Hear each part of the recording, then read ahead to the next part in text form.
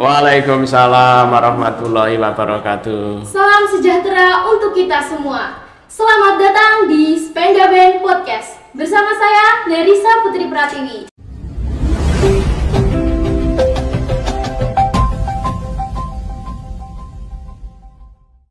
Tentunya kali ini saya tidak sendiri. Saya bersama seorang narasumber yang luar biasa sekali. Bapak Kepala Dinas Pendidikan dan Kebudayaan Kabupaten Jombang, Bapak Senen Esos MSI. Selamat pagi Bapak. Pagi. Apa kabar Bapak hari ini? Alhamdulillah baik, luar biasa. Alhamdulillahirobbilalamin. Pak, gimana tadi Pak perjalanan dari rumah ke dinas, dari dinas ke SMP Negeri 2 Kesamben ini, itu gimana Pak perjalanannya Pak? Kalau perjalanan, karena ini sudah kegiatan rutinitas, artinya rutinitas saya dan saya sudah lebih dari 30 tahun ya, selama jadi abdi negara dan abdi masyarakat, bukan sesuatu yang sulit bagi saya. Artinya saya sebelum jam kerja dilaksanakan dengan 8, insya Allah sudah di kantor ya. Itu ya, sudah terbiasa dari dulu. Perjalanan ke sini luar biasa.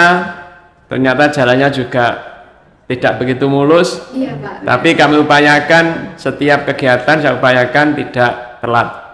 Dan alhamdulillah tadi juga sebelum jam 8 kami sudah sampai di sekolah kita ini. Alhamdulillah, berarti Bapak ini sangat tepat waktu ya? Iya, Pak? insya Allah gitu ya. Ya, alhamdulillah. Bapak sendiri rumahnya di mana sih Pak? Saya di Jalan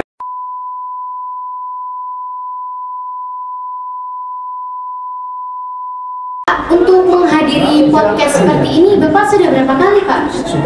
Kalau untuk menghadiri termasuk peresmian, ini baru yang pertama. Oh, alhamdulillah. Baru sekali. Yang pertama, Pak. Kesamben luar biasa. Insya Allah di sekolah-sekolah yang belum ada, tapi di Kesamben sudah mengawali terkait dengan kegiatan yang inovasi dan juga kreatif. Mudah-mudahan kami berharap nanti ini juga bisa diadopsi oleh sekolah-sekolah lain. Amin, amin. Alhamdulillah, berarti ini baru pertama kali. Baru ya, pertama, Pak? ya. Alhamdulillah.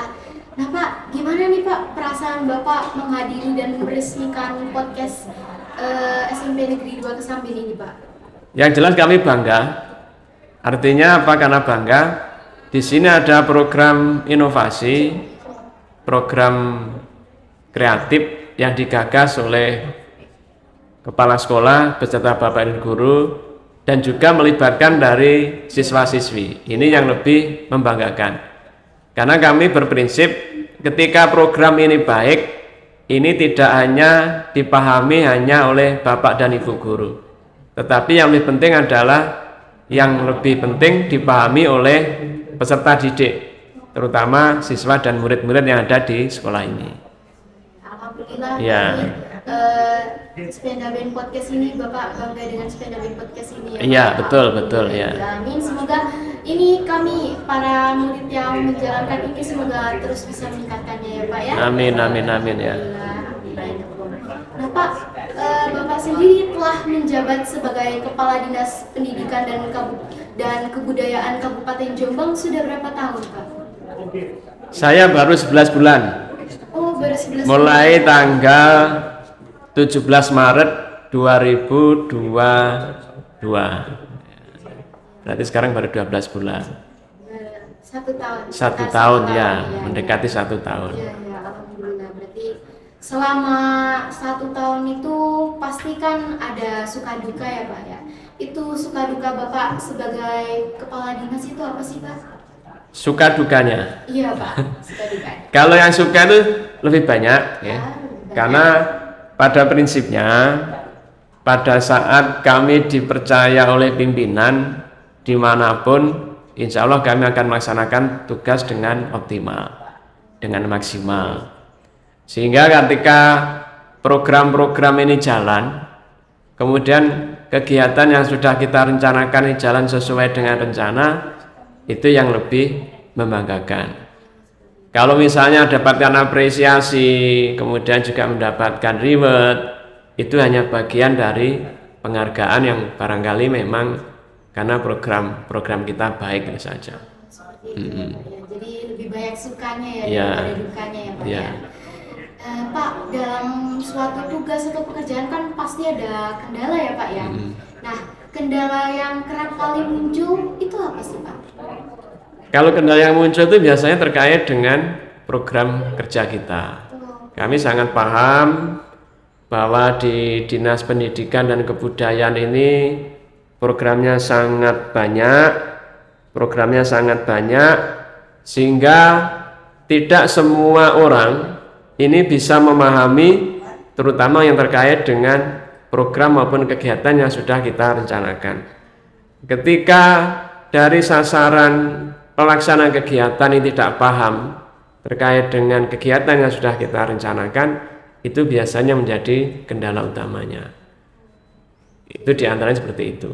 Oh, jadi kendala utamanya itu di program Pelaksanaannya, pada pelaksanaan. pada pelaksanaan program. Iya. Nah, untuk mengatasi kendala tersebut, Pak, biasanya upaya apa sih Pak yang dilakukan? Kalau mengatasi kendala, prinsipnya ada dua. Yang pertama, tadi kalau permasalahannya karena kekurang pahaman, kurang pengertian, tentunya kita optimalkan terkait dengan koordinasi. Dengan koordinasi secara internal, kemudian kita sampaikan, termasuk juga sosialisasi dari beberapa pemangku kepentingan terkait dengan pelaksana program ini. Harapan kami dengan sosialisasi inilah sebenarnya ini media yang paling tepat agar semua program nanti bisa terlaksana dengan baik. Yang kedua tentunya juga terkait dengan regulasi. Iya, regulasi itulah sebenarnya dasar utama kita pada saat akan melaksanakan semua kegiatan apapun. Selama kita memahami, kemudian memperdomeni terkait dengan regulasi ini, insya Allah tidak ada masalah. Ini yang perlu kita harus pegang pertama itu. Ya. Itu jadi Ya. sosialisasi dan regulasi. Ya. Pak, ya. Oh, jadi itu tadi ya untuk upaya-upaya dalam kendala itu, Ya. Itu ya Pak ya. Nah Pak, baru-baru ini sekitar tahun lalu mungkin ya Pak ya, itu kan ada kurikulum baru. Nah, kurikulum Merdeka ya Pak ya. Kurikulum Merdeka, ya. Nah, menurut Bapak apa sih Pak kurikulum Merdeka itu Pak? Kurikulum Merdeka merupakan kurikulum pembelajaran yang holistik. Kemudian di sana juga mencakup terkait dengan literasi dan numerasi. Kemudian diawali atau didukung dengan sumber daya manusia, terutama kepala sekolah beserta bapak dan ibu guru. Ini sebenarnya yang terkait dengan kurikulum Merdeka ini adalah sesuatu yang baru bagi proses pembelajaran yang ada di Indonesia. Ini tidak terlepas kemarin ketika ada pandemi COVID-19, di sana ada lost learning ya, ada ketidaksamaan, artinya ada jurang antara lembaga satu dengan lembaga lain, termasuk juga kemampuan dari anak-anak yang satu dengan yang lainnya, jurangnya terlalu jauh, sehingga pemerintah berupaya mengembalikan posisi itu dengan kurikulum Merdeka ini. Biar nanti gap yang antar anak-anak dan lembaga yang ada itu tidak akan terjadi lagi. Jadi kurikulum Merdeka ini sangat membantu memulihkan seperti itu ya Pak ya. Iya, betul. Jurang antara itu Ada tadi. gapnya, ada gap ya. Nah Pak, tujuan dari kurikulum Merdeka itu apa sih Pak? Pada prinsipnya tujuan kurikulum Merdeka ini adalah untuk mewujudkan terkait dengan visi pendidikan secara nasional, yaitu untuk mewujudkan Indonesia yang maju, berdaulat, mandiri, dan berkepribadian melalui terciptanya profil pelajar Pancasila. Itu tujuan utamanya. Yang kedua tentunya juga kita ingin mengejar ketertinggalan terkait dengan proses pembelajaran yang selama ini kita memang harus kita akui kita masih jauh dibandingkan dengan beberapa negara yang maju. termasuk tadi bagian dari pasca pandemi COVID tadi. Kita pulihkan dengan kurikulum merdeka ini di proses pembelajaran. Seperti itu ya Pak ya. Jadi tujuannya itu tadi ya Pak ya, lebih ke visi nasional ya. Visi pendidikan. Nah Pak, untuk mencapai tujuan tersebut tentunya kan menggunakan metode-metode untuk dalam kegiatan pembelajaran para siswa ya Pak ya, para siswa-siswi. Nah itu metode apa sih Pak yang dilakukan? Metode terkait dengan kurikulum merdeka. Metode kurikulum merdeka. Dalam kurikulum merdeka ini memang ada pembelajaran sifatnya fleksibel. Ini yang membedakan dengan kurikulum sebelumnya. Kenapa kami sampaikan pembelajaran yang fleksibel? Di sini adalah mengakomodir dari berbagai perbedaan di antara murid-murid yang ada di sekolahan. Karena kurikulum merdeka ini tidak sama seperti kurikulum sebelumnya, kurikulum 13, di mana di sana semua kan harus disampaikan semua. Iya, Pak, ya. Kalau kurikulum merdeka kan tidak. Ketika anak-anak punya karakteristik yang berbeda, tentunya pola pembelajarannya juga harus beda. Itu satu di antaranya fleksibel. Yang kedua, tentunya pembelajaran yang memudahkan bagi anak-anak atau peserta didik. Karena di sini ada relevansi antara teori dan praktek. Kalau sebelumnya kan hanya teori saja ya. Jadi ibaratnya sebenarnya kurikulum merdeka itu bahasa sederhananya seperti ini. Ketika ada pelajaran olahraga, di sana kan diajari teori bermain voli. Nah, terus anak-anak kan bisa langsung mempraktekkan terkait dengan permainan voli. Nah, itu. Sehingga itu lebih kompetitif, kemudian juga lebih terkait dengan pengembangan kompetensi pada anak-anak ini lebih mengena. Kalau dulu kan hanya teori saja. Iya, Nah, jadi itu. praktek itu ada yang bisa, ada yang Nah, seperti itu. Minimal kan paham, oh terpetik ini ternyata permainan voli itu. Iya, Pak. Itu yang sebenarnya urgensinya di sana. Lebih ke praktik itu tadi. Iya. Ya. Nah, Pak, tadi seperti yang Bapak bilang kan pastinya ada perbedaan antara kurikulum merdeka juga kurikulum 2013 ini ya Pak. Iya. Nah itu perbedaannya apa sih Pak? Kalau di kurikulum 13, artinya sebelum ada kurikulum merdeka, tadi sudah kami singgung sedikit. Di sana bahasa sederhananya adalah di sana ada keseragaman. Iya. Kalau di kurikulum merdeka, di sini yang lebih ditonjolkan adalah keberagaman. Artinya kalau keseragaman itu seperti paket, semua pelajaran di sekolah ini sama. Apakah itu di Jawa, di Papua, terus masuk di wilayah yang lain, semua terkait kurikulum sama. Tapi dengan kurikulum merdeka ini tentunya ada keberagaman, di sana akan mengakomodir, disesuaikan dengan juga kearifan lokal yang ada di masing-masing sekolah. Ini yang membedakan, sehingga kenapa demikian, dengan keberagaman ini tentunya potensi yang dikembangkan terkait dengan kompetensi anak-anak ini jauh lebih efektif karena sesuai dengan kultur, kemudian sesuai dengan lingkungan situasi yang ada di sekolah ini. Itu prinsip yang membedakan itu. Jadi kalau kurikulum merdeka itu lebih fleksibel ya? Iya, fleksibel, keberagaman. Nah, itu yang ditonjolkan, termasuk juga bagaimana mendorong supaya anak-anak ini di sana juga bagaimana bisa menjadi pemimpin yang terkait dengan di kelasnya. Kalau dulu namanya kurikulum merdeka itu kan seakan-akan anak-anak mau tanya dengan anak-anak kan takutnya.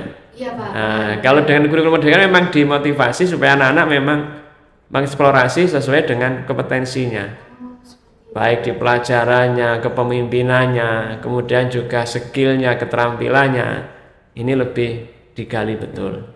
Jadi kurikulum merdeka ini emang benar-benar ini ya Pak ya, benar-benar sangat memperbaiki gitu ya Pak ya? Ya betul, okay. Termasuk untuk menyiapkan SDM yang unggul ini tentunya. Nah Pak, belakangan ini saya dengar dari guru saya soal sekolah penggerak. Apalagi SMP Negeri 2 Kesamben ini katanya pengen menuju ke sekolah penggerak ya Pak ya. Nah, sekolah penggerak itu apa Pak? Di sini bukan ingin menuju, tapi insya Allah di Kesamben ini sudah menjadi sekolah penggerak. Oh sudah. Iya. Oh seperti itu ya Pak. Iya, sudah menjadi sekolah penggerak. Artinya sekolah penggerak ini adalah satu program terkait dengan proses pembelajaran yang menyeluruh dan mengutamakan terkait dengan literasi dan numerasi. Kenapa penekanannya di sana? Harus kita akui bahwa terkait dengan literasi dan numerasi yang ada di Indonesia ini masih jauh tertinggal bila dibandingkan dengan negara-negara lain. Coba sampean sendiri kelihatannya budaya membaca itu menjadi hobi tak keterpaksa baca itu? Keterpaksa, iya. Untuk baca buku-buku pelajaran itu sangat jarang gitu Pak. Kan terpaksa ya? Iya Pak. Iya. Kemudian waktu di rumah itu banyak digunakan untuk membaca atau mungkin untuk main-main yang lain? Untuk main-main yang lain. Nah itu contoh. Ini terbukti ketika ada istilahnya survei terkait dengan budaya literasi ini yang dilaksanakan oleh PISA. Ternyata Indonesia ini dari 70 negara yang disurvei, kita rankingnya 62. Wah, di bawah ya. 10 besar. Cuma saya 10 besar dari bawah itu ya. Itu kan kondisi real yang harus kita akui bahwa memang budaya kita terkait dengan literasi ini masih sangat minim. Dan ini memang didorong di sekolah penggerak ini terkait dengan literasi dan numerasi ini ditingkatkan, terutama di sekolah penggerak ini yang dinilai adalah figur dari kepala sekolahnya. Artinya sebelum ditetapkan menjadi sekolah penggerak, kepala sekolah mengikuti berbagai tes ya. Dari tes ini akhirnya ditemukan, oh ini dari figur kepala sekolah ini bisa ditetapkan sebagai sekolah penggerak. Karena mungkin ada inovasinya, ada kreativitasnya, ada terobosan-terobosan yang tentunya itu bisa memenuhi kriteria ditetapkan sebagai sekolah penggerak. Jadi termasuk Bu Nur Hasanah ya, Bu Kepala Sekolah ini termasuk luar biasa, bisa berkompetisi dan akhirnya lolos sekolahnya ditetapkan sebagai sekolah penggerak. Saya berharap artinya dengan figur kepala sekolah ini menjadi inspirasi bagi siswa-siswi yang ada di sini.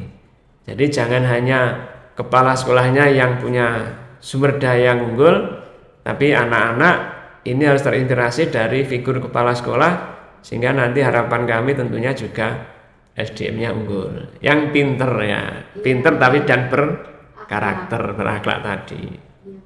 Jadi itu tadi ya Pak, apa sekolah penggerak itu ke literasi dan numerasi.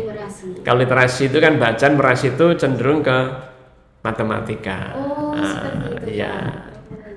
Sama senang matematika enggak? Alhamdulillah senang Pak. Termasuk salah satu pelajaran favorit. Favorit ya. Iya, itu kelemahan kita di samping membaca ternyata di matematika ini yang biasanya banyak yang tidak berminat. Iya, apalagi sekarang kan kalau menghitung kan tinggal buka HP, kalkulator. Iya, betul itu. Iya. Nah Pak, sekolah penggerak itu apa yang akan programnya atau apa ya Pak? Bukan iya sih programnya.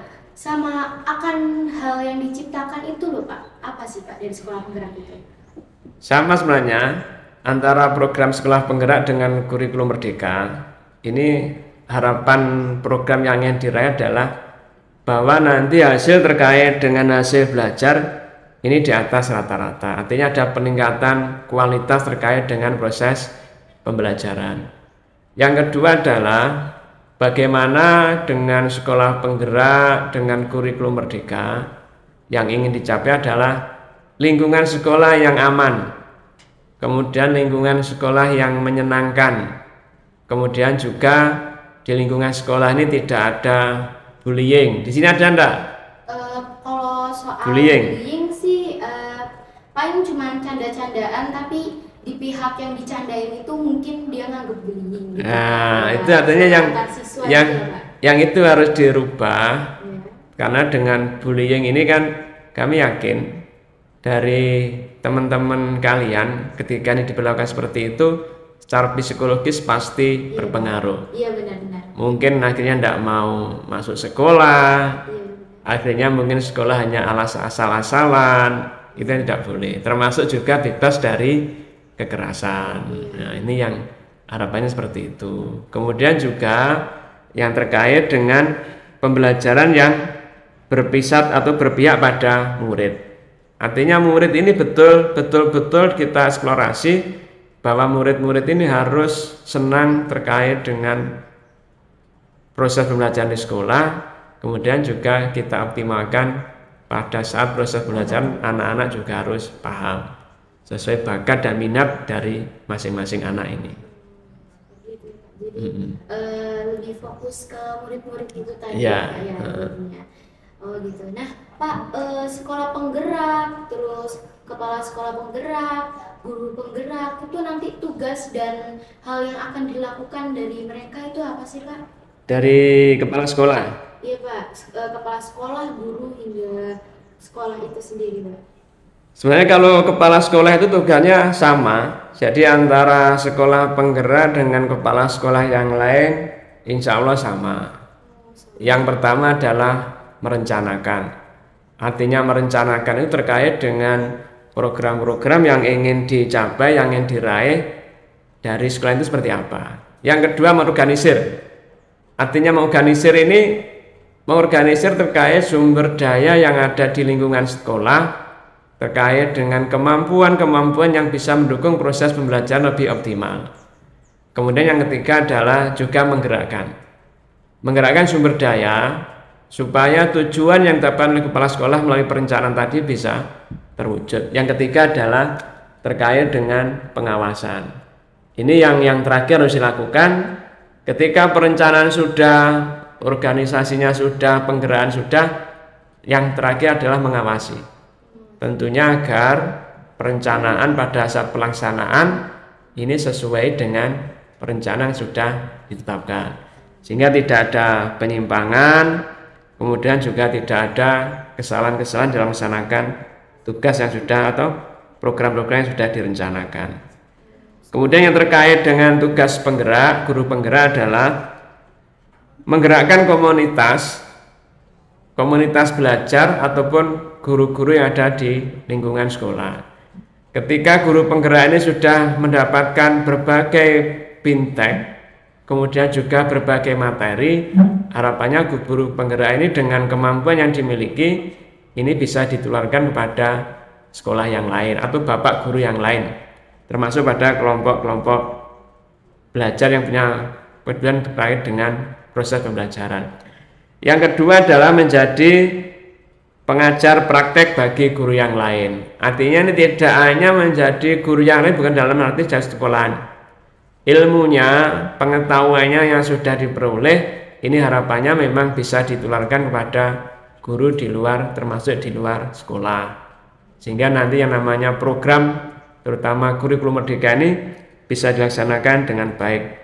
Yang kedua, yang ketiga adalah mendorong kepemimpinan murid dalam kelas. Tadi kami sampaikan, guru harus bisa bagaimana motivasi, kemudian memancing supaya anak-anak ini bisa berekspresi, kemudian bisa mengeluarkan pendapatnya, mengeluarkan kemampuannya ketika di dalam proses pembelajaran, sehingga tidak ada rasa takut pada guru. Itu termasuk tugas yang harus dirubah. Kalau dulu figur guru pengennya ditakuti, kemudian juga ada yang pola pembelajarannya satu arah, sekarang kita balik.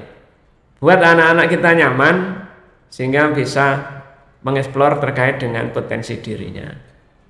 Jadi menggerakkan ya Pak ya? Iya, menggerakkan, betul. Nah Pak, dari sekolah penggerak tadi kan pastinya ada kriteria lingkungan untuk para siswa ya Pak. Nah itu kriteria lingkungan seperti apa yang sangat cocok dan harus ada untuk para siswa dan siswa? Ini yang terkait lingkungan sekolah penggerak. Enggak, artinya terkait apa? Lingkungan.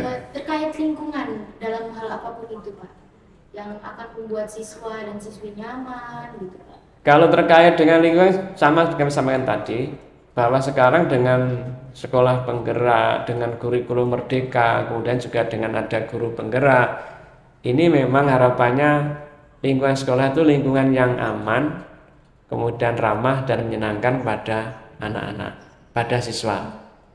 Sehingga tidak ada yang menakutkan ketika sekolah, walaupun itu mungkin di antara teman-teman punya keterbatasan secara fisik ya. Kemudian mereka sekolah ini akan diterima oleh semua teman-temannya. Itu yang harapannya termasuk bebas dari bullying seperti itu. Kemarin saya coba di sekolah swasta, ternyata yang punya kemampuan keterbatasan disabilitas, bukan disabilitas ya, punya keterbatasan, ternyata teman-teman semuanya bisa menerima. Itulah sebenarnya idealnya lingkungan sekolah yang kita harapkan.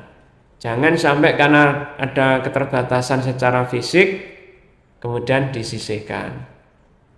Dan waktu itu di sekolah swasta ini juga sama, ketika teman-teman yang keterbatasan ini teman-teman juga membantu. Itu yang luar biasa. Mudah-mudahan di sini juga tercipta kondisi seperti itu. Amin, amin. Itu jadi saling merangkul antar teman. Iya. Sehingga menciptakan kondisi tadi yang aman dan menyenangkan. Menyenangkan. Ya. Tidak ada rasa takut. Iya, betul. Jadi have fun gitu ya Pak ya. Nah, menurut Bapak sendiri gimana SMP 2 Kesamling ini Pak?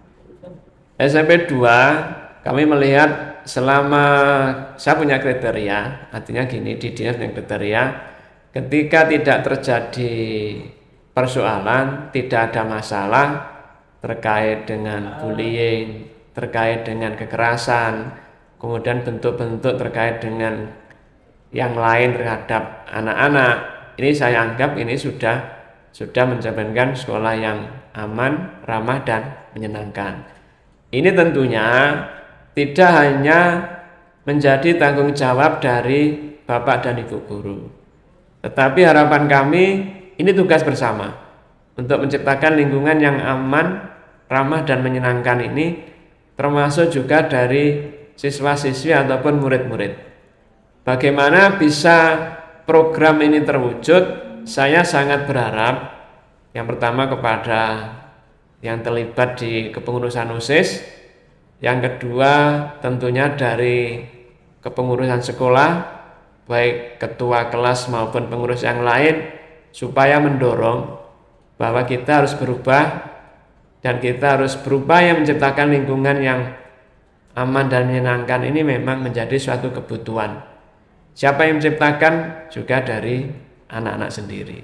Itu yang kami harapkan seperti itu. Jadi dari anak-anak sendiri ya. Gitu ya Pak ya. Jadi nggak hanya Bapak dan Ibu guru, ya. Memang anak-anak yang ada di sini ya. Dan itu anak-anak juga harus paham bahwa sekarang memang sekolah dituntut menciptakan lingkungan seperti itu. Nah itu iya Pak. Ini tugas-tugas kalian nanti ini. Iya Pak. Apalagi sebagai proses pendewasaan atau masa-masa remaja kan pasti banyak yang memberontak, lah kayak gini-gini. Ya. Gitu Pak. Artinya saya titip juga, ketika nanti ada teman-teman yang usil, yang jahil, ini coba didekati. Berani tidak kira-kira sampean? Insya Allah berani. Soalnya saya dulu juga ketua OSIS. Nah, didekati, karena kami yakin anak-anak yang berperilaku seperti itu kan mungkin dia hanya pengen mencari jati diri. Iya Pak. Dia pengen jati diri, cuma sayangnya mencari jati dirinya salah. Itu harusnya dilakukan dari pengurus OSIS. Iya Pak. Rangkul, diberikan pemahaman, insya Allah nanti bisa berubah. Jadi pengurus OSIS juga memang sangat berperan Iya, betul. Dalam pendidikan di SMP dan SMA nanti. Iya, betul. Gitu. Nah, Pak, sekarang mengenai Bapak nih Pak. Bapak, gimana cara Bapak buat memisahkan atau membedakan gitu Pak antara pekerjaan yang Bapak yang pribadi dengan pekerjaan atau tugas Bapak sebagai kepala dinas Pak? Kalau itu insya Allah tidak ada kendala. Seperti tadi kami sampaikan, kami mengabdi ini sudah puluhan tahun ya. Dan kami punya prinsip, karena memang di ASN itu ada namanya janji ya. Panca Prastya Korpi itu di sana salah satu diantaranya adalah mementingkan kepentingan negara dan masyarakat di atas kepentingan pribadi dan golongan. Sehingga kalau ada kepentingan pribadi, selama ada kepentingan yang sifatnya kedinasan, ini yang kita dahulukan. Baru nanti mungkin ada waktu atau mungkin hari libur atau selama tidak ada tugas-tugas kedinasan yang penting, itu baru kepentingan pribadi yang kita lakukan. Tapi biasanya setelah jam kerja baru melaksanakan tugas-tugas pribadi. Oh, seperti itu. Ya. Jadi alhamdulillah Bapak Sunan ini sangat luar biasa, tidak ada kendala dalam hal itu ya Pak ya. Insya Allah tidak ada. Ya, alhamdulillah. Nah, tadi seperti yang Bapak bilang, Bapak telah mengabdi itu sekitar 30 tahunan ya Pak ya. Nah, itu pengalaman apa yang sangat berharga bagi Bapak selama itu Pak? Pengalaman itu tentunya banyak ya. Karena saya mulai dari bawah, artinya karir itu dari bawah, dari kecamatan pernah jadi camat, kemudian juga pernah menjadi kepala bagian, pernah juga menjadi kepala dinas. Kalau dinas pendidikan sudah yang ketiga saya nih. Sudah yang ketiga. Artinya gini, sebenarnya orientasi saya itu tidak pengen penghargaan, tetapi karena hasil kerja saya mungkin dinilai bagus sehingga mendapatkan apresiasi. Yang waktu jadi camat pernah mendapat penghargaan Camat Teladan Jawa Timur. Itu pada tahun 2011. Kemudian juga waktu di BKD itu juga ada apresiasi penghargaan terkait dengan di bidang kepegawaian, dari KSN juga ada. Kemudian juga dari BKN juga ada. Kemudian di pendidikan itu kemarin mendapatkan apresiasi karena kita buat kegiatan mengucapkan rekor muri terkait dengan tari remong. Kalian ikut ya? Iya Pak, Pak. Satu sekolah. Itu ya, satu. Itu sebenarnya kita tidak ingin itu, tapi karena itu mungkin bentuk apresiasi yang tentunya pasti kita menjadi bangga karena hasil kerja kita ternyata juga mendapatkan apresiasi. Tapi sebenarnya bukan itu tujuan kita. Kenapa kemarin kita canangkan juga pecah rekor muri di tari remong? Pada prinsipnya kita ingin melestarikan budaya yang asli Jombang, sehingga nanti jangan sampai yang budaya yang asli Jombang ini nanti diakui oleh daerah lain. Motivasinya itu. Yang kedua juga biar anak-anak paham, oh inilah namanya tari remong. Kan tidak sulit tak? Iya Pak. Sama ikut penonton saja. Ikut Pak. Oh iya, ketua OSIS. Alhamdulillah satu sekolah itu ikut semua, teman-teman juga antusias buat ngeremo. Bahkan sekarang teman saya ada bilang, ih mau nari lagi gitu. Ketua OSIS harus aktif semua. Iya Pak, iya benar. Iya. Nah Pak, gini Pak, gimana? apa sih Pak pesan Bapak buat guru-guru, buat para murid itu apa Pak? Terkait guru-guru dan murid, yang pertama pada Bapak dan Ibu guru, yang pertama pesan saya, tinggalkan zona nyaman dalam proses pembelajaran ketika kita sudah menjadi guru. Karena apa? Proses pembelajaran sekarang ini sangat berbeda dengan beberapa tahun yang lalu. Kita harus meninggalkan zona nyaman yang waktu itu yang penting kita menyampaikan pelajaran, terlepas anak-anak paham atau tidak, yang penting disampaikan selesai. Sekarang tidak bisa eranya. Dengan kurikulum merdeka kita memang harus bisa menggali potensi anak-anak ini, bakatnya seperti apa, kemudian kemampuannya di mana. Ini yang harus kita gali. Yang kedua, Bapak dan Ibu guru ini juga harus segera beradaptasi dengan tuntutan zaman. Artinya penguasaan dalam bidang IT. Kalau sekarang dari Bapak dan Ibu guru tidak paham IT, tidak menguasai IT dan tidak mau belajar, ini tentunya nanti akan ditinggalkan oleh anak-anak. Karena apa? Anak-anak secara kemajuan teknologi mereka akan bisa mencari referensi sendiri. Ketika tanya kepada bapak dan ibu guru, tidak mendapatkan jawaban yang memuaskan, mereka akan tanya kepada Mbah Google. Iya benar. Di sana ada semua. Ini yang kami khawatirkan, jangan sampai anak-anak ini menjadi artinya jangan sampai bapak dan ibu guru perannya nanti tergantikan dan ditinggalkan oleh anak-anak ke Mbah Google. Iya Pak, benar Pak. Yang ketiga pada bapak guru, jadilah bapak dan ibu guru menjadi guru idola bagi anak-anak. Nah, ketika bapak dan ibu guru menjadi guru idola, insya Allah nanti anak-anak paling tidak akan belajar terkait dengan karakter dari guru yang diidolakan. Mungkin dari disiplinnya, dari kepandaiannya karena kompetensinya bagus, kemudian dari kepribadiannya dan lain-lain.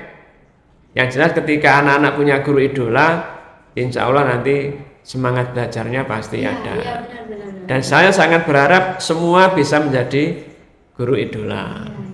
Khusus bagi anak-anak, tadi seperti kami sampaikan di apel tadi atau upacara, yang pertama anak-anak tugasnya hanya satu, belajar dan belajar, hanya itu tugasnya. Satu itu tugasnya murid, belajar dan belajar. Nah, tidak ada tugas yang lain. Yang kedua, jangan terpengaruh karena kemajuan teknologi. Ini justru dari hal-hal negatif yang dipelajari. Silahkan berkreasi, termasuk kegiatan ini membentuk podcast ini yang melibatkan anak-anak, saya sangat bangga. Inilah saluran-saluran positif ini yang sangat kami harapkan. Jangan kegiatan yang negatif justru yang menjadi kebiasaan bagi anak-anak kami. Itu kesan saya, pesan pada anak-anak. Ya Pak, jadi itu tadi pesan Bapak buat para guru-guru ada 3 ya Pak ya. Jadilah guru-guru harus keluar dari zona nyaman, harus beradaptasi dengan IT, lalu habis itu jadilah guru idola ya, untuk betul. Para murid-murid ya. Belajar dan belajar. Nah, Pak, ya. Pertanyaan itu tadi mengakhiri pembicaraan kita hari ini Pak. Alhamdulillah bisa berjumpa dengan Bapak Senen. Saya sangat senang sekali Pak. Terima kasih atas kedatangannya Pak, atas kehadirannya, atas waktunya yang telah Bapak luangkan. Apalagi Bapak pastinya sibuk sekali. Terima kasih Bapak, terus jaga kesehatan Bapak. Amin. Wabarakatuh Bapak. Waalaikumsalam warahmatullahi wabarakatuh. Nah itu tadi pembicaraan saya dengan Bapak Senen Esos MSI selaku Kepala Dinas Pendidikan dan Kebudayaan Kabupaten Jombang. Terus di Pendaben Podcast ya, bersama saya Nerisa Putri Pratiwi. Wassalamualaikum warahmatullahi